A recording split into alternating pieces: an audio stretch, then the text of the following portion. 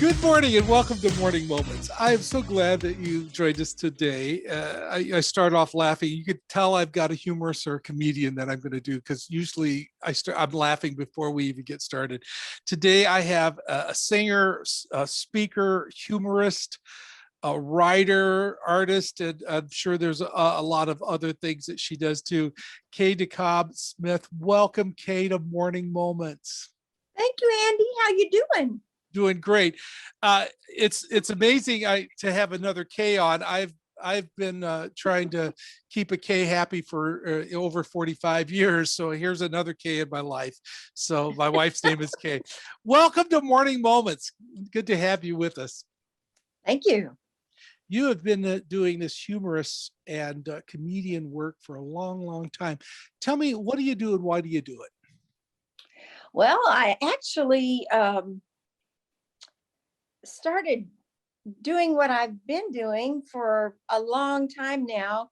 I think I was born to be an entertainer. My mom used to say when I was 6 years old, she would pull me out of stores and I'd be saying, I've got one more song. I can do one more song.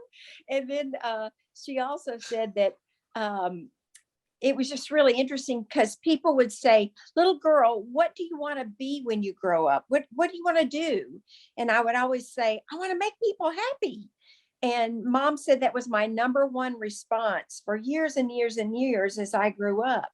And as it turned out, that was exactly what God had me doing in my life. And I'm so grateful. As a child, I grew up in a very happy home. So my parents were really funny and still are. We laugh a lot. They're in their 90s. And I like to go home because it's such a happy place to go to. But they've always been my number one fans and my encouragers. And even as I was working my way through high school, and then I became an entertainer at Opryland USA. I really wanted to stay in Nashville and just spread my wings and just see what God had for me. And my parents allowed me to quit college and to stay in Nashville and to kind of go against some of their guidelines, because their guidelines were always, after you complete college, then you can blah, blah, blah, blah, blah. But anyway, they saw God's direction in my life. And I think that's what made it come about so much. I've always loved to sing. As I've gone along, I've developed more in the speaking realm. And then it's kind of crazy, but I've always been kind of funny, humorous. And one time when I was doing a new promotional piece, my husband said, put comedian on there. And I said, oh, no, I have to be funny. And he said, you always are funny. You always are funny. I said, oh, okay. But comedy it's a real interesting thing. And I'm so glad God put the comedic seed within me, because I love to tell funny stories and I love to make people laugh. And my heart beats to share the gospel in creative ways. I want people to know that not only is God a good God, but he's a God that implants in his children a joyful heart. And I've experienced that close up. And God has taught me, he teaches me daily how to submit to his authority, but also to just really submit to the fact that he has a plan for me every day. And it's kind of interesting, Andy, for 50 years now, I hate to admit that, but for 50 years, ever since I was 16 years old, I have been performing. And this is the first time in my life when I don't have any bookings. And it's been kind of interesting. for years I did youth events because I was young. And then I did single events because I was single. And then I did marriage events to the married people. And then for many years now, I've been doing women's events, all kinds of women's events. And my calendar's been full. For many years. I've worked every weekend flying somewhere and just getting off the plane and doing what God tells me to do and just having a blast and just enjoying all that God has for me. But this year, COVID made things kind of rough because many of us that do what I do, we couldn't sing, we couldn't speak, we couldn't share for a long time. And, but I'm sorry, I got a problem here. This, got it there. Okay, I'm sorry. I couldn't see you, Andy, and I didn't want to miss your cute face. Okay. So anyway, this year has put me in a very different place. My parents are 91 and 93. My mom still has a great, bright, wonderful mind. But my father has had Alzheimer's for a good while now, at least 10 to 15 years, somewhere in that realm. And it's a time when they really need me. And I love how the Lord works, because at any other time in my life, I would be so sad because the calendar is empty. Yeah. I would be fretting, which I know over and over and over and over and over in the word, it says, fret not, fear not, fret not, fear not. But right now, I have such peace knowing God's got this. He has got my situation, my parents' situation, and what my husband and I are to be about these days. My husband's a very busy man because he's the president of a small Christian college. And I often tell people we have a lot in common because we both believe in higher education. He has his PhD, and I have 2 graduate degrees from defensive driving school. So we have a lot in common. And luckily, it doesn't bother him at all that those are my 2 main degrees. But wow, our college is growing. It's called Williamson College, and it's here in Franklin, Tennessee. And it's just, so many schools now are going away from teaching biblical principles. And we've been called to run toward the biblical principles and to really honor God with our professors, and our students are just, we're watching them just, a lot of them are coming to Christ, and some of them are just realizing what the Lord is all about for the first time in their biblical classes. And it's just a very exciting time. And I'm so glad God has slowed me down, because had it been any other time in my life, I would have missed what's happening at that college. And so I'm really, really thankful for the timing of God for that reason. And then another terrific reason I'm glad I'm able to be home right now is because we have 5 grandchildren, and they're from ages 6 to 13. And we want to have a part in speaking into their lives and helping them grow as believers. The oldest 3 have all professed Christ and have been baptized, and the other 2 are a little bit young yet. And so we trust God that eventually their eyes and ears and hearts will wake up to the glory of the Father. And so I don't know. I love every day that I live.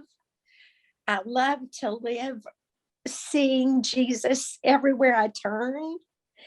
And, if you just keep your eyes open, God will show up. He'll show up every single place where you go.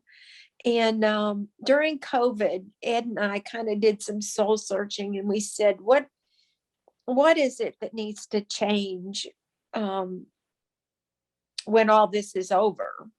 And we can, go see somebody and talk to somebody. And what do we need to change? And we both said we need to meet our neighbors. We need to make an effort. We live in a kind of a senior adult community. We have courtyard homes, so our homes are really close together. And I mean, we know the person that our yard touches and, on each side. But beyond that, we had really just isolated ourselves from busyness, basically.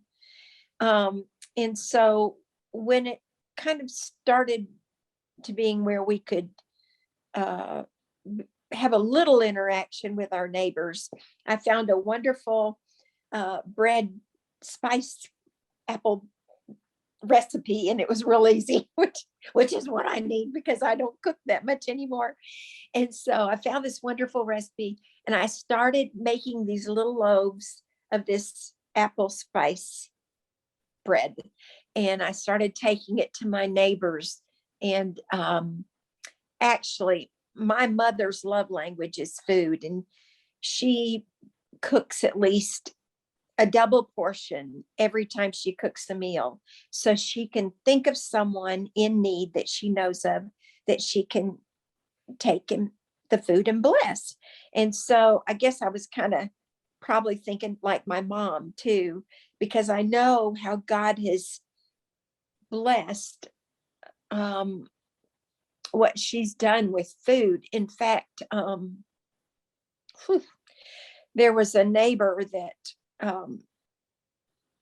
one of the neighbors had tried to witness to him, and he was very ugly to the man. And another neighbor, they had a terrible altercation over a tree and the leaves that fall on their land, and and so anyway, that couple that was ornery went on a trip, and while they were gone, their son committed suicide in their garage. And so my mom gathered all the neighbors, and she said, this is our opportunity to be the hands and feet of Jesus, to knock down the walls to this family. This is our time, and this is our opportunity. So she coordinated, and they ended up taking, I think it was 4 or 5 weeks, every other night, they took food to that family. And now that family is involved in everybody else around them. And God just melted the hearts of, I'm so sad to say that's what it took to melt their hearts. But it became an opportunity for the neighbors around to to act like Jesus. And so I've watched my mom told me the other day, she said, every morning when I wake up, I say, Lord, who can I bless today? And that didn't surprise me because I'm her child, and I watched her do that when I was growing up. And every summer when it was time for Vacation Bible School, my mom made it her mission to go into this subdivision that a lot of my friends' mothers would never go to, this subdivision, because it was the poor people. And my mom would go and she'd load the car up with all these children, and she got to know their families, and she got to know their needs. And I got to be a part of that. And so you see, that's part of my root system in the Lord. And that I know that's a big part of why I hungered and thirsted in my life. A couple things I've noticed in your conversation is that there will be times that people feel there's folks that are out there just like UK that different chapters of your life, and they wonder what happened now, where, why are things, rather than asking the why a lot, why, should ask God, what now, what now. Exactly. Because Exactly. once we change it to what now rather than why, then God would open those doors and you could see the families in need next door, and you could see the neighbors that need to be need just that friendship, a friendly neighbor. I also feel that sometimes we get this global message and global thoughts about the world of evangelism. And I know the word says you need to go into all the world and preach the gospel, go into all the world. But people forget that our world begins in our world first. Are we doing it in our world, in our community? Are we sharing Christ?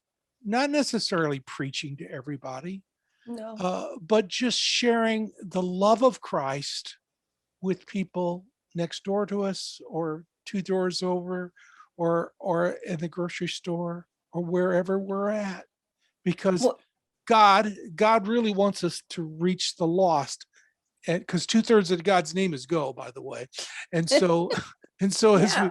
as we go into all the world, start with our world. Yeah.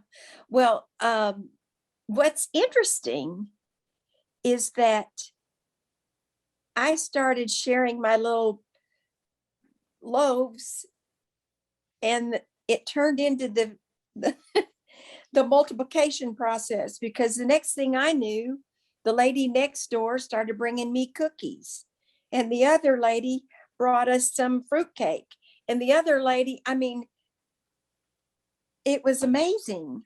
And now my parents have lived in their subdivision about 16 years. And I'm telling you what,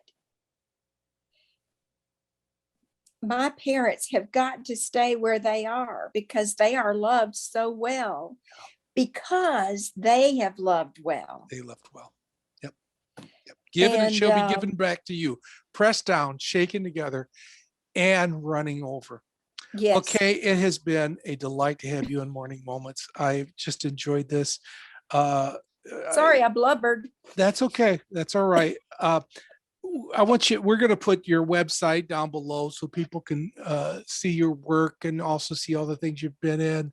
And if and when the Lord opens those doors for you to start speaking again, and the timing works out, where to go, where are you going to be?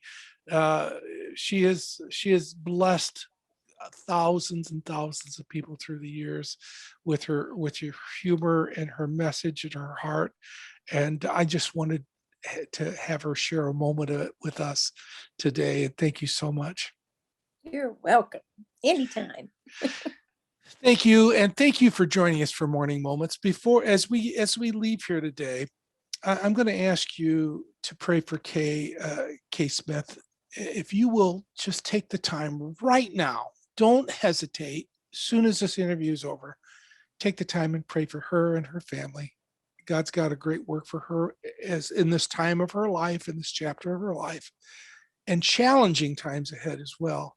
And so she needs your prayers more now than ever before. Thank you so much. Thank you. Thank you, Andy.